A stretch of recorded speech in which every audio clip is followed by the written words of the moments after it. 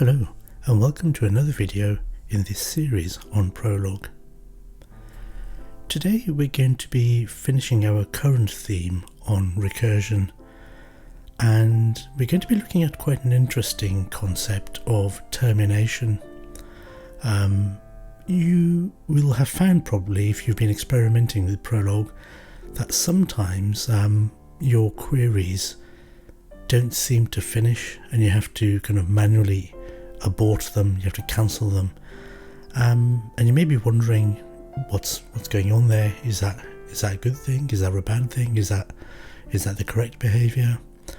So we're going to be exploring that a little bit today to kind of help us understand what's going on there, and if we want to do something about it, what the right approach is. So to introduce the idea, we're going to go back to an earlier example. This is example 7, where we introduced recursion actually all the way back in that video, and you might remember that we had a kind of a little database of facts around who's the parent of who, and we defined this property for ancestor. What we did, we could test things like, is Martha an ancestor of Sally, for example, and the answer is yes, that's fine. We can ask general questions like, who are the ancestors of Sally, and there may be more than one, and we can run that and we can get several answers, and the answer there is Martha and Deirdre are ancestors of Sally. If you remember looking back at that video or the blog, there was a family tree picture we drew and we could see that. It says false here because after trying to find a third answer to this question, there isn't one. So it doesn't mean that the query is wrong. It's saying that actually there are two answers, and then after that it couldn't find any more. So that's perfectly acceptable, and we've seen that a few times. Just a reminder of what that false means. So we're asking here, who is the ancestor of Sally? Now we can turn that around. We can reverse the query almost and say, who is Sally the ancestor of? And that's a perfectly good question, and we get the answer Jane, and that's fine. So what we've done here is we've reversed the query. Now in this instance it worked perfectly fine, and that's because our definition was written well enough to work in both directions. It works well enough to answer questions of the form, who is the ancestor of Sally, as well as who is Sally the ancestor of. Now let's leave that example and look at another example we developed, which was the one where we reversed a list. That was a recent video that we looked at, and we're going to reuse most of that. Well, we're going to reuse that code. We'll extend it a little bit, but we'll come to that later in this video. Now I'm going to do the same thing here. We're going to be asking the question we asked before: what is the reverse of this list ABC? So remember, the property is true if L is the reverse of that. Actually, let's start with the basic one first. So CBA, we're asking, is this the reverse of this? And the answer should be true. Yep, and that's fine.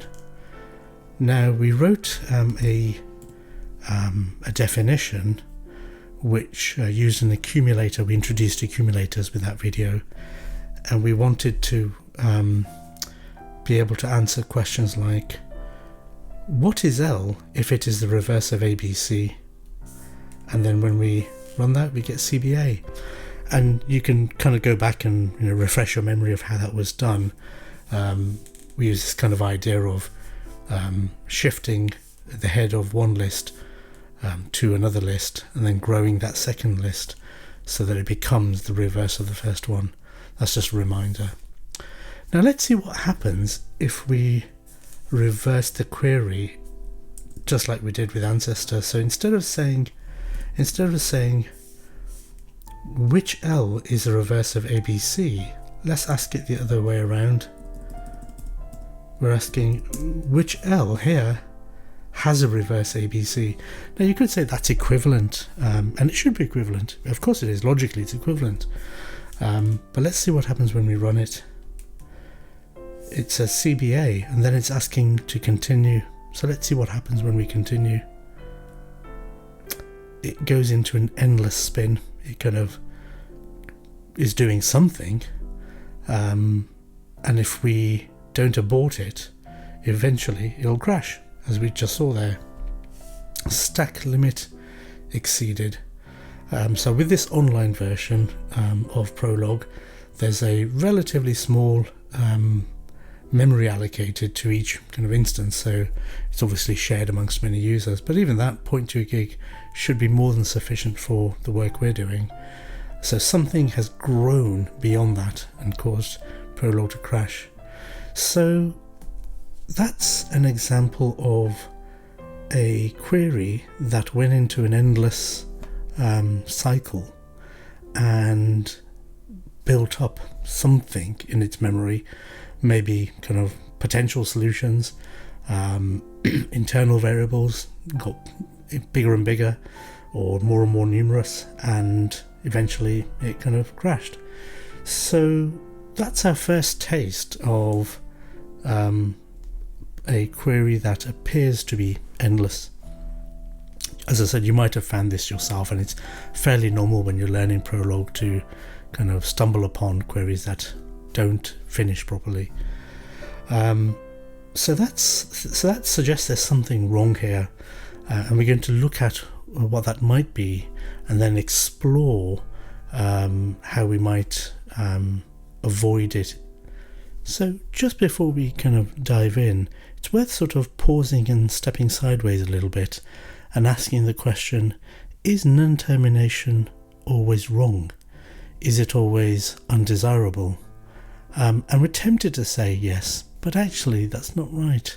So let's ask ourselves kind of a hypothetical question. Let's say here's a property, cat-like, and it's true if this list, that list contains the element cat. So L could be cat. So that would be true for that. But also L equals cat. Cat is true. So let me rephrase that. This property is true if every element of L is cat. And that's true, and that's true, and L equals cat, cat, cat is valid. And you can see how it kind of can go on forever. So if we ask the question, cat like, that's a round bracket, cat, cat, with 2 in there, that's true. And if we had 3 in there and 4 in there, that would be true. But if we ask the general question, which L gives us, satisfies this property? Well, that one does, and that one does, and that one does, and we go on forever. So what does this tell us? Well, this tells us that some queries do have and should have an infinite number of solutions. You know, speaking in plain English, we might say we have a property which is true if the variable x is a whole number, and the number could be 5, 10, 100, 20, 3 million, 3 million and 5, and so on. So you can see logically some queries, some properties should have an infinite number of valid solutions. So I just wanted to kind of set that out to say not all non-termination is invalid. Sometimes it is actually logically what should happen, and so that's just worth being aware of. So we're going to deal with a case where it shouldn't happen, but does, because our definitions weren't tight enough, for example. So just wanted to kind of set that out. So let's have a think a little bit about that method with the accumulator for working out the reverse of a list. Let's just kind of get our hands dirty again and get into the detail a little bit, because that's the way we're going to understand why the query, the second query, appeared to go on forever when we think it shouldn't have. So let's look at the easy case first, where it works. So that's where the variable is in the second position. So essentially, you might remember that we started off with A, B, C as the starting list, L1, and we started a second empty list, and then step by step we moved the top of the first list onto the second list to grow it. So the second step was B, C, and that became A, and then the next step was C, and then that was B, A, and then the final step was an empty list, and so that became C, B, A, and the first kind of list became empty, and that was a stopping condition. Let's write empty there. So that was a stopping condition, so that's when it stopped. So that's when the steps, the recursion, was stopped when the first list became empty. So when that happened, we pulled out what the second list was, which was the reverse of the first one, CBA. Let's see what happens when we ask this question in the other direction. Let's start here. So we are using the same method, and we have L1. We haven't specified what it is. Here we have, but here we haven't. So it's a variable, and it starts as a variable, as totally unknown. And in the first step, so we might have an internal, Prolog will have an internal variable for what this might be for now. Then after the first step, the second variable, the second list, L2, the accumulator, has grown a first element, which is meant to be the head of the first one.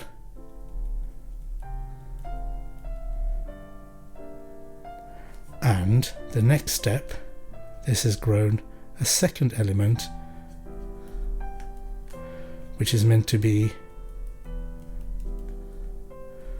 the second head, as it were, of the first list, which we don't know what it is yet. And we don't even know what the second list is yet. This is all going to be internal variables, which are, during this process of recursion, staying as variables with values not yet set. And then we do it again. 1, 2, 3. And again we have an unknown element here, unknown element, unknown element. The only thing we do know is that its length is 3, and that's supposed to be the head of the unknown first list, and that's the second head, and that's the third head. And then at this point we can say, well, this second list matches the supplied second list, so we can unify A, B, C. Actually, if our query was going to be CBA, then that would be CBA. So at this point it unifies with the supplied answer, or the supplied second variable. So that one unifies with this list of 3 elements, and before that unification the contents are themselves variables, but after unification the variables can be filled in, as ABC, or if we ask the question CBA, it'll be CBA. So that pops out the first answer. We saw that. Let's run that again. So we are asking ABC, and the first answer then is CBA. So why is it CBA? It's saying that this, if the answer is A, let's write that down, A, B, C, it says that this element here, the third one, was the head of the first list. So that's C. B's was the second element, and this one here was the third element, the last one to be chopped and transferred across, CBA.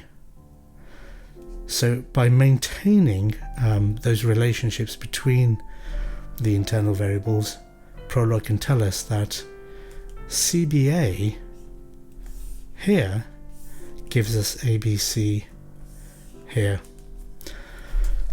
I've talked through that in some detail. I mean, I did wonder about expanding that out to a 20-minute kind of very, very detailed explanation following each individual internal variable. I won't do that in the video because that'll get boring very quickly, but you can look at the blog and see exactly how that works, and it's worth doing that. So what I've given you is an explanation of how this works, but without following each individual internal variable. Now that pops out the first answer, and we can see that there, CBA, but then it's saying it can carry on, it's going to search for more. Why is it saying it's going to search for more? Well, there's nothing to stop it. The stopping condition was that the first list was an empty list. Do you remember? That was a termination condition there. And here, the first list, there's nothing to say that it's an empty list. So it could continue growing the second list, so CBA, and it could keep growing and saying, well, could there be more items that were on the first list? And that's why it goes into an endless loop, continuing to try more and more, inventing more and more internal variables for the first list, in the hope that it reverses the second list. So that's the cause. The cause is that X can keep growing, or the potential X, the one with the internal variables, can keep growing, and in the hope that its reverse becomes the second. I mean, it found one, but there was nothing to say, right, that's it, no more. So that's why it's happening. Now the question is, how do we stop it happening? Well, actually the very first question is, should we stop it happening? Because as we just talked about, some queries should have an infinite number of answers, but we know that in this scenario, the reverse of a finite list, ABC or CBA, there should only be one answer, so we don't want to carry on searching. It should only be one answer. So that's the first question to ask and answer. So then the next one is, well, how do we stop it? Well, there's two approaches, and I'm just going to illustrate them. So I've just drawn a picture just to illustrate what we were just talking about, the method by which an accumulator is grown to be the reverse of the first list. And this was the problematic query where the variable is in the first list. First list is the variable, and we saw the method of taking the top of the first list and making it the head of the second list that we're growing, the accumulator. In this form of query, we don't know what the first list is. It's unknown. So we create an internal variable for it, and then when we grow the second one, we create an internal variable here and here. So this will be an internal variable, and this will be an internal variable. We don't know the value yet, but we know it exists because we've created a head. And the next step, we've done the same. We've grown the second list, and that's an internal variable. That's an internal variable. We don't know the contents, but we know there's 2 elements, and therefore we know that this one, the first one went there and the second one went there. So although this is an unknown list, it had 2 elements at least. And then we grew it to ABC. We grew it to 3 elements, like that. And this can be unified here. And the reason, and that gives us the first answer. But then when we continue, because we haven't reached any termination rule yet, the termination rule doesn't apply here. So that we can grow this again by taking something from the head of this list. So we've already got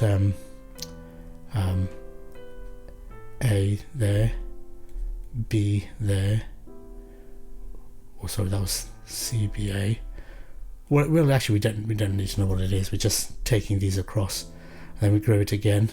So there's an internal variable that talks about that one. So we can just keep growing. So there's 2 ways we can try and stop this behavior.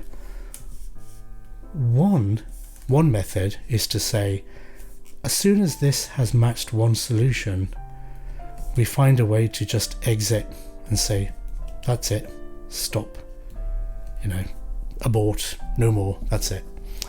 And we haven't explored how to do that yet. We will do that in the next theme. If you're interested, it's called using the cut, which essentially stops Prolog's search for more solutions. And that's a bit of a brutal procedural thing to do. It's illogical in the sense that the definitions then can risk losing their logical meaning. So that's one approach, and that could work, I can see it working, but actually there is a better approach. And what I mean by better is that an approach that is still logical, that somehow adds something to the definition which is actually a feature or property or a structure or a relation that's about the scenario we're describing. So we take the view that our current definition, although it is not wrong, it is incomplete. There is a scenario by which Prolog runs away. So we need to add a constraint, another logical constraint that is logically correct and is sufficient to stop Prolog running away. So add a logical, not procedural, logical constraint. And that's what we should always be trying to do this approach and not this approach wherever possible. It's not always practical, but these things, retaining the logical purity of your definitions, your program, is beneficial, not just because your code is then safer. It means that when you come back to it later or somebody else uses it, there's less risk of it kind of being misunderstood or going wrong. Whereas if you add something that's a bit of a hack, a bit of a kind of a kludge, or a bit of a procedural mechanism for kind of cutting out something in your kind of program's execution, it means that the logical meaning can be imperfect, and that can lead to misunderstanding. So it's important to always try to find a logical solution to your problem. So what is the logical solution here? What's the constraint? What else do we need to say logically about our 2 lists that would prevent Prolog running away? Well, if you think about it, and this may come to you really quickly or it may not, so I'll jump to the answer. So the logical constraint is that these two lists, the first one and the second one, actually have the same length. Now you may think, how does that help? It's certainly true. It's a true thing about the universe we're describing. How does it help? Well, let's draw a picture. Let's start again with this unknown. Well, we're not starting with an unknown list now. If we assert that both lists have the same length, then what we're doing is we're saying this unknown list, which has a reverse eventually of A, B, C, it has to have the same length. So this starts off as 1, 2, 3 unknown elements to a list of length 3, because it's the same length as that one. Then when we run this process, we get question mark, and that one is transferred there. And then we run it again, the iteration in the recursion. We've grown it, question mark, and then we make that 0 length, so it hits the termination rule, so it can stop.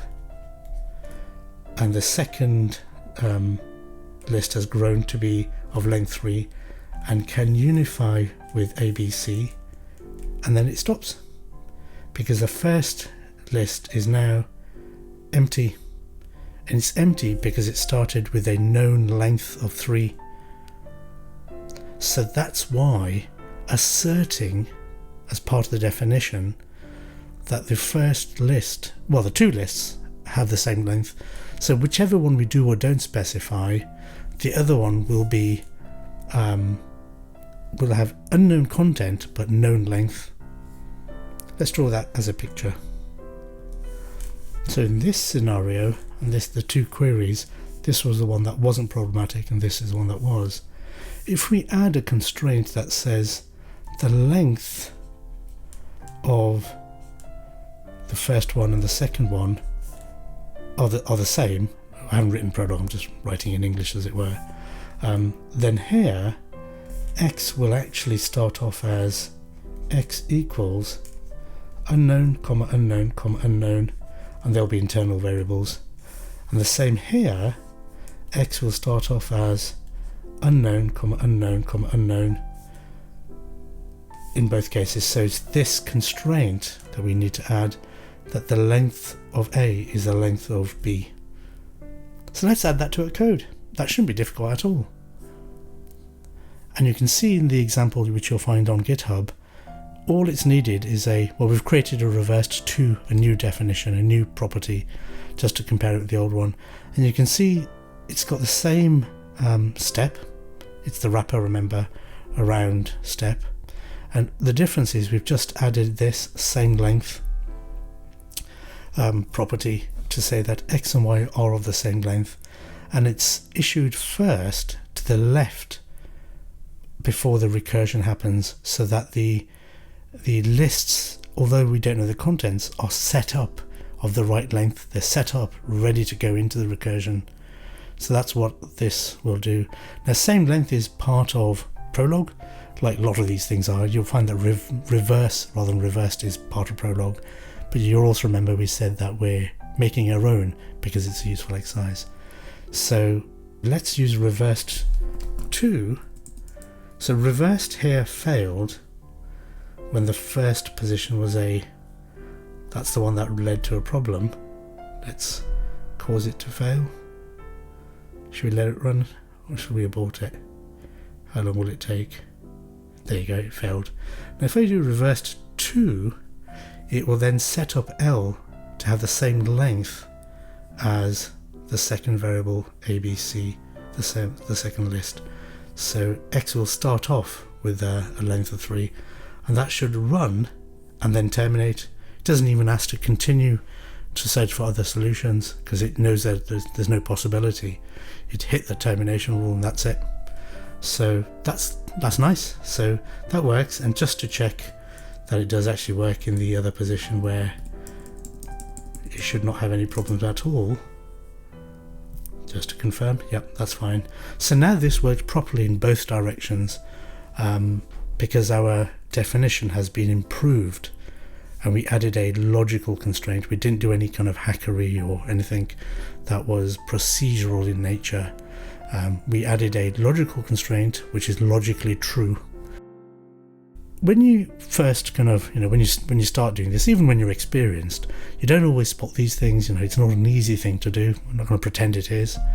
But the message is that we should try as much as we can to find some logical constraint that will help constrain and narrow down and help Prolog find the answers and stop it from running away. There was too much freedom, as it were, without this constraint, so this is the right constraint to add, and the ability to do that kind of comes with experience. Just in case your Prolog doesn't have a same length, you can have a look at the blog and you can see that actually you can make your own. So same length is provided by most Prologs, but if it isn't, here is a little a definition which is recursive, and you should be able to read it now with we've had some practice now with recursion. We're saying the stopping rule is that two empty lists are the same, two lists are the same length if their tails are the same length, and you can see how that reduces the size of the problem, and repeated application will end up with two empty lists. If they're not of the same length, one of the two lists will be empty and the other one won't, and then nothing matches, and then it fails, which we want. So just check you can kind of understand this definition. It's good practice. It shows that you've understood this. If you can understand that, it shows that you've understood recursion well enough to kind of continue with the rest of this course. So that's probably a good kind of measure. Fantastic. So we'll stop there. No, we won't, actually. There is another topic I want to look at. So let's ask ourselves a kind of a general theoretical question. So we've got a query queue, and we issue it, and we watch Prolog kind of work, doing its thing, and it's going on and on. Do we cancel? Do we abort it and say that will run forever? Well, if we did, we wouldn't know if it would have stopped maybe a minute or 2 minutes or 5 minutes after we aborted it. It might be just a very complicated, computationally intensive query. It just takes a long time. So we can't easily answer the question, does this query terminate? Does queue terminate? So if we cancel, if we abort it, we won't know. We won't know. And there's not a lot we can do about that. So let's just, in case anyone thinks there's some magic kind of trick or solution to answering this question, there isn't. If we abort a query that's taking a long time, we won't know if it was going to finish later or whether it truly was an never-ending query. We just don't know. What we can do is if queue is generating answers and asking us to continue more and continue more, and we prompt it for more, the limitation there is us being able to keep asking, please find more, please find more, please find more, and that can get very boring. So if it was going to take 5, if there were 5 answers, and it's probably practical to say, yep, carry on 5 times, and then it ends. And if we observe that the query terminates, job done. But if it was going to be 100 or even 1,000, that's impractical. So is there a better way of knowing whether a query would terminate if it was generating something like a few hundred answers? And the answer is yes. So let's look at a query where it's queue, fail. So there's the first one, and here's the second one. So Q, comma, fail. So what's happening here? Let's talk it through. So if Q is generating solutions, let's just say this has got 4 solutions, it produces the first one, let's call it A, as the answer, and then the query's got 2 goals, first part and the second part. So once this part has succeeded, the second part is attempted, and this is fail, so that just stops and causes Prolog to think that nope, nothing was satisfied, we couldn't find an answer. So that will then fail. And what does Prolog do when it fails? It goes backtracks and tries to find other answers. So it'll go back to Q, and this time it'll find the second answer, B. But in this form it's only a candidate solution because the second part of the query has to be satisfied as well, but that will always fail because we've written fail. Fail is like the opposite of true. It causes a query to fail. It sets that condition, so that will fail. And what happens then? Prolog backtracks to Q and tries again. Generates C, fails, D fails, E fails, and then the overall answer is fail. Now that sounds like a bad thing, but it's not. Because if it reaches this final fail, if it tells us, yep, we've run through all the possible answers Q could have given, and the overall answer is fail, we know that 1, it actually did work through all of the answers that Q could have ever produced, and only, and then it failed. It could never have reached this state of the final answer of being fail if it could not complete any of Q's answers. So if it had got stuck in Q, running forever, endlessly, it could never fail, and it could never then terminate and give us a final answer fail. So from there, what can we conclude? Just like before, we can't conclude that Q always terminates because we can keep waiting. But if this query terminates, we can say that Q terminates as well. Sounds a bit counterintuitive, so let's say that again. If this query, Q, fail, terminates, then we know Q terminates. So all the fail is doing is almost automating the prompting for more solutions, because that's what it's doing. By failing, it's saying to Prolog, go back and find more answers. So in effect, it's saying, yeah, I'm not happy with the answer, go and get another one, go and get another one. It's almost automating that, so we are not having to do that manually. So that's that can be useful, this little, call it a trick if you like. Q fail, if that terminates, then Q terminates. If it doesn't terminate, then we can't say anything about Q. We can't say that it will or won't terminate. We don't have any information. So it's a little bit asymmetric, this, isn't it? But that's a useful thing to kind of keep in mind, and you might see this in some of the textbooks as they might talk about it as if you fully understand what it's doing, but sometimes they don't explain it. So hopefully this explanation helps. Fantastic. So we will stop there. I hope you've kind of enjoyed this theme of recursion. We've seen it being used in different ways. I think the final thing I'll say about recursion is that, yes, it is powerful when it works. Yes, it creates really short, elegant programs, really elegant definitions. But actually a lot of thought goes into defining them, and there's no real kind of way around pen and paper and experimenting and trying to derive what the recursive structure of a problem is.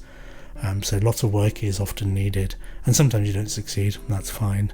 There's no kind of magical shortcut which always gives you a recursive solution to a problem.